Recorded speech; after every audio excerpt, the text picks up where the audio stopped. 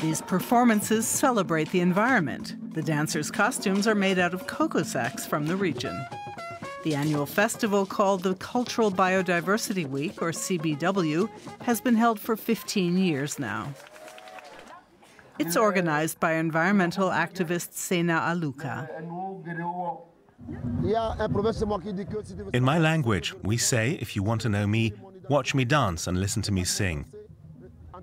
With song and dance, my people express their attachment to the land and their respect for biological diversity. The guests at the festival are also offered a range of local seeds. The idea is to convince farmers in the area to grow native varieties. We have a great diversity of local seeds in our region, and we promote them because they're more adapted to our climate. Unfortunately, the farmers use a lot of cheap imported seeds, which are not adapted to our soil and don't produce good yields. The people here in southwestern Togo live from agriculture, farming grain, cassava, rice, coffee, and cocoa. But the ground has been depleted of nutrients, and many farmers now use pesticides and chemical fertilizers on their crops.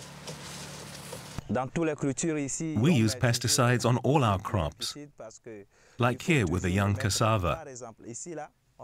Otherwise, the insects will destroy the leaves.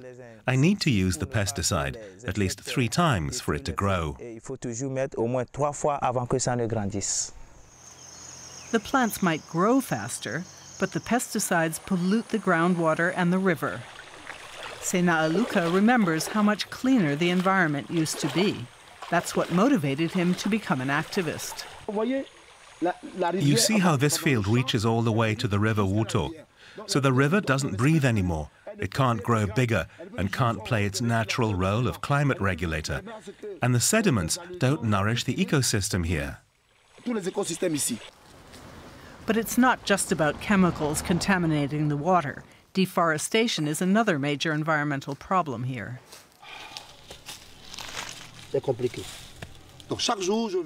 Every day I see what's going on. I observe desolation, illegal logging. Some trees that are more than 100 years old, with great value for my people, are being cut, are disappearing, and sometimes being sold for next to nothing. Sena Aluka wants to boost young people's awareness. That's why he plants trees with children at the CBW festivities. We learned how to plant trees because we need them to live in our environment. The forest is important because it gives us life, rain, fruits, and trees. And there's support from the villagers. In the evening, older people talk to the younger generation to encourage them to care for the environment. I'm very happy to take part in these meetings. For example, I learned today that in the past they didn't use any fertilizer, and they still succeeded in having a great harvest by leaving the fields fallow. And I learned how to protect the forest.